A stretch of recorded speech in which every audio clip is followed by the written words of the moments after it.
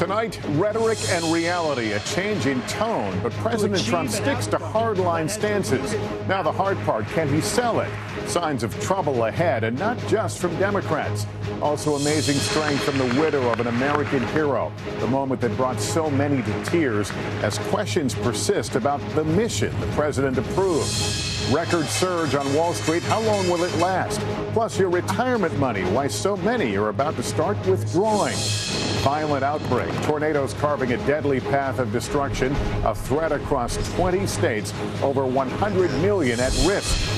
Uber meltdown caught on camera, and it's not just any passenger, it's Uber's CEO in a heated argument with a driver. And inspiring America, sisters overcoming life's hurdles, chasing their Olympic dreams. Nightly News begins right now. From NBC News World Headquarters in New York, this is NBC Nightly News with Lester Holt. Good evening. It was the unexpected calm after a stormy 5 weeks. President Trump's softer and more measured tone in his address to Congress last night was the most immediate and surprising takeaway of the evening, earning him his due even among some critics. But today, as the focus recentered on the message itself, it became clear the Trump agenda has not softened, setting up potential showdowns with not just Democrats, but from within the president's own party, as he pivots to the hard work of turning his ideals into laws. White House correspondent Kristen Welker starts our coverage. Tonight, President Trump shifting his focus to the road ahead after laying out big policy goals last night. The time for small thinking is over. The president praised for striking a more positive tone. The challenge now, turning rhetoric into reality. Today, the president met with Republican leaders at a strategy lunch at the White House. Top of the agenda, health care. I am also calling on this Congress to repeal and replace Obamacare. A Republican official tells NBC News the president plans to personally pitch reluctant lawmakers, including many in his own party, even aiming to sell them on tax credits as a way to pay for some coverage. Voters across America tell our Kevin Tibbles they're worried deep divisions could block reform. That still looked like a house divided to me. Oh, yeah, definitely. Does that depress you? Doesn't really depress me. It's expected. Another key priority, overhauling the tax code. My economic team is developing historic tax reform. While there is broad support for simplifying the tax code, there's also opposition. Even some Republicans worried if the government cuts taxes, there won't be enough money to pay for other priorities. Where's he going to find the money for all that? That's a real good question. I don't think he's a magician. There's got to be some cut somewhere. And tonight, more on the president's signature issue. I believe that real and positive immigration reform is possible. While Mr. Trump hasn't said what a reform package should look like, for the first time he called for a merit-based system, meaning immigrants are selected based on their skills. Lawmakers stress the steep odds. I don't think we're going to be able to do it comprehensively. Vice President Pence telling Lester they plan to take the issue to the people. He's a fighter, and when it comes time to making his case to the American people and fighting for what he believes in, he brings that case and he brings it strong. Americans still divided. I liked every word he said. I don't want a country that deports 11 million peaceful, law-abiding citizens. That's not my America. The president was expected to sign an executive order banning travel from some predominantly Muslim countries today after the first version was blocked in court, but now that's been delayed. Lester. Kristen Welker tonight, thank you. Of course, a big emotional moment last night came when President Trump honored the widow of the first U.S. service member killed during a mission under his watch, that January raid against al-Qaeda in Yemen. The president saying the raid yielded vital intelligence, but several U.S. officials are contradicting that assessment to NBC News. We get more from our senior investigative correspondent, Cynthia McFadden. We are blessed to be joined tonight by Corinne Owens. It was the most poignant moment in the president's speech last night, introducing the grieving widow of Navy SEAL Ryan Owens.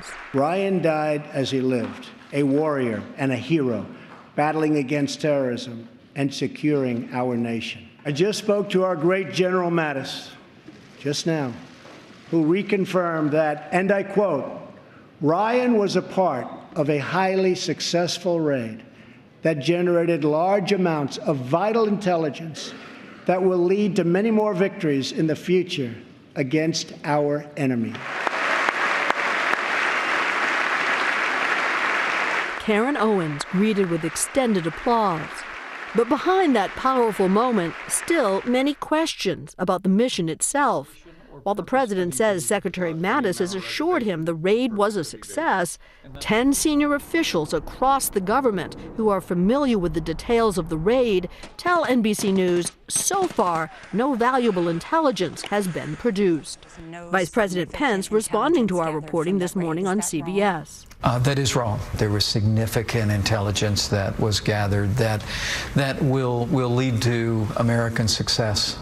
But tonight, multiple officials tell NBC News while there is a 3-page inventory of captured material, none of it, at least not yet, could be labeled valuable, vital, or actionable. It's too soon to determine exactly what information was gotten on this raid. Invariably, the military does a thorough investigation of everything from start to finish, and in good time we'll hear how successful it really was. Last night's emotional moment comes days after Owen's father raised his own questions about the mission. What is undeniable is that Ryan Owens died in defense of his country. We will never forget Ryan. Cynthia McFadden, NBC News, New York. Again last night, the president promised to spend $1 trillion on repairing the nation's crumbling infrastructure. The need is urgent, and some Democrats say they're all for it. But how will the country pay for it? We sent NBC's Tom Costello to Cincinnati for a reality check. In the American heartland, an infrastructure emergency. Busy at the bridge, South 71 through the tunnel, much busier as well. The Brent Spence Bridge in Cincinnati carries double the 80,000 vehicles it was designed for in 1963. Today, concrete from the upper level falls to the deck below. When you see that kind of rust, is that a warning sign? It is a warning sign for something that's going to come later.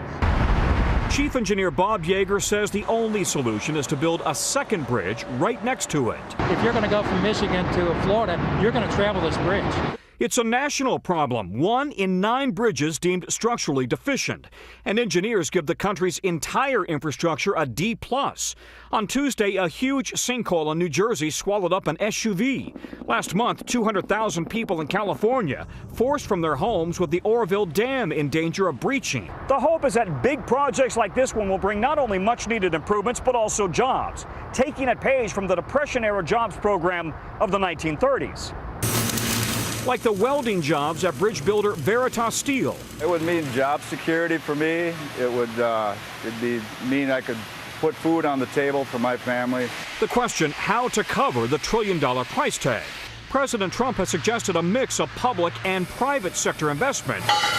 But it could be a hard sell for fiscal conservatives in his own party, with the White House also suggesting tax cuts. If you add to that a large infrastructure effort as well, that could really balloon the deficit.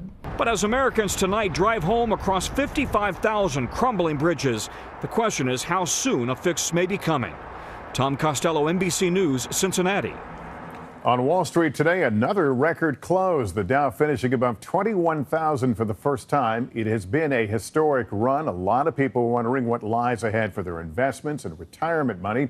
We want to bring in our business correspondent, Ali Velshi. Ali, break it down. What's behind this surge and can it last? Well, first of all, we do have to call it a Trump rally. The Dow is now up 15% from its close on Election Day. Markets are liking what they're hearing from this president. In particular, driving today's rally is what President Trump reiterated last night about reducing regulation, infrastructure, as Tom was talking about, and most importantly, cutting corporate taxes. Now, that's really the biggest driver here, but it can also be the undoing of the rally if the administration cannot get the taxes as low as they want to. Now, some investors should be careful with this. Markets are nimble. They can change direction very quickly. And remember that the stock market is not the economy. There are better indicators: unemployment, wage growth, consumer confidence.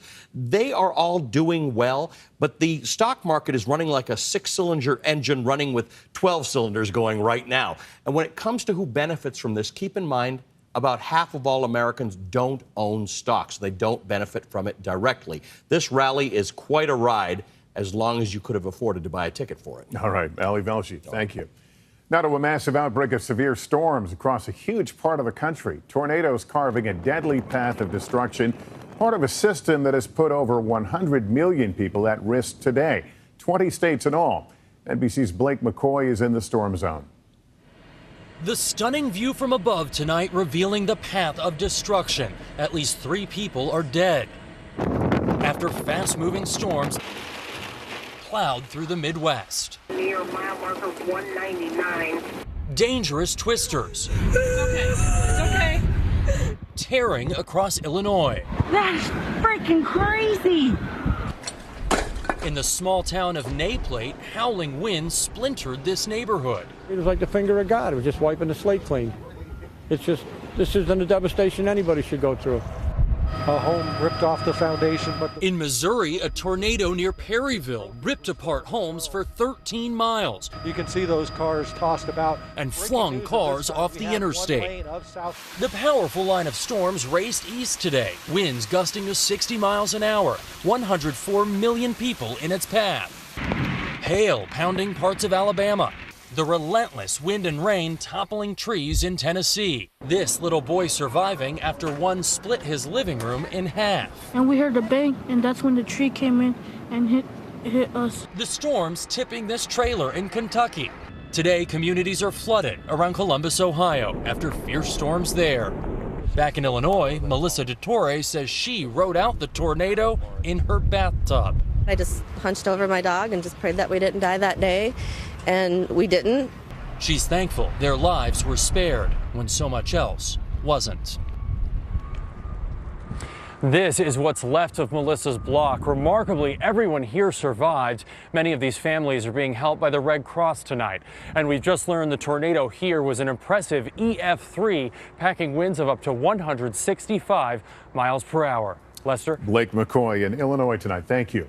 Now to a video gone viral showing the CEO of Uber getting into a heated argument with an Uber driver over the company's changing rates. The heated confrontation took place during a weekend ride. It's yet another embarrassing incident for the company, and NBC's Miguel Almaguer has the tape. There it is. The controversial Uber CEO was in an Uber when the confrontation began. I lost $97,000 because of you. I bankrupt because of you.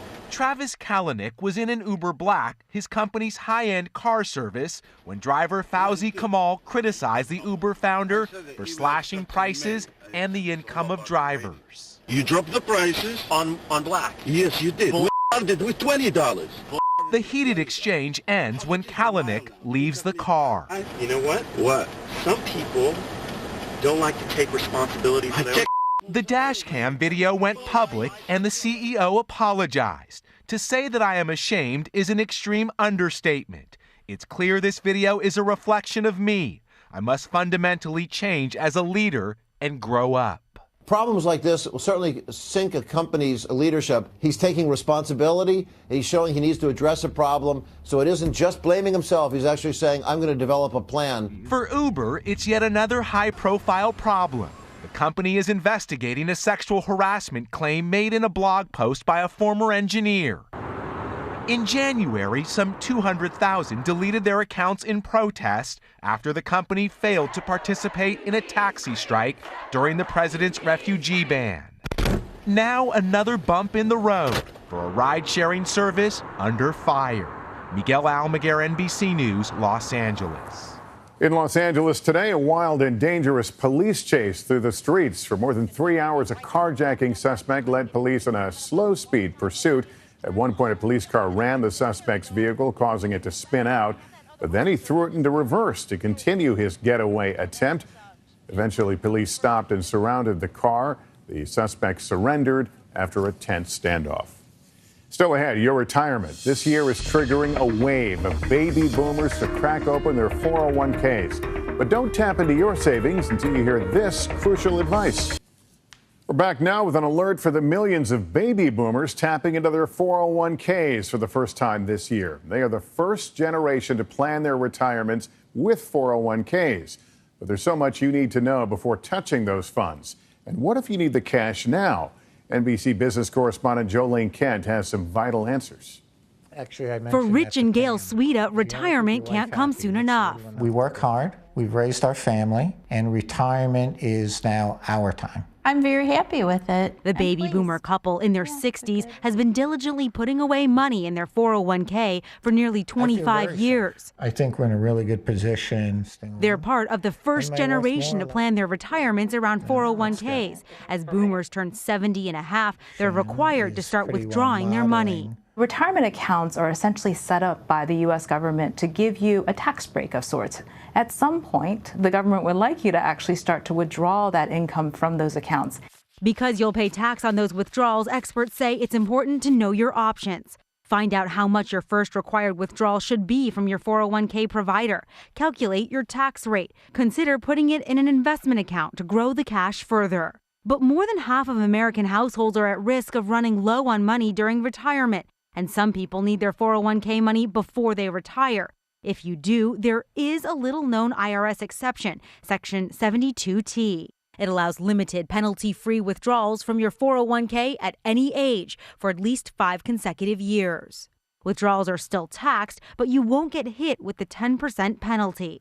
The Sweetas have worked hard to build a nest egg. The best thing to do is have it drawn out of your salary right away. Don't let it go through your hands, because if you don't see it, you don't have it to spend, and you really don't feel it. Saving early for life's biggest rewards down the road. Jolene Kent, NBC News, Vacaville, California. We're back in a moment with another billionaire who's flirting with the idea of running for the White House. The earliest evidence of life on Earth may have just been discovered. Rocks found in northeastern Canada contain little red tubes that may come from ancient microbes, which would make them the world's oldest fossils, nearly 4 billion years old. That's about 300 million years older than the previous oldest fossil title holder. And Oprah for president, the billionaire queen of talk, revealed in a newly released interview with Bloomberg TV that President Trump's victory has her rethinking whether she too could be elected president. Take a listen. Oh, gee, I don't have the experience. I don't know enough. I don't know. And now I'm thinking, oh. All right. Oprah has previously said she didn't have the government experience necessary to do the job, but now she's starting to think differently.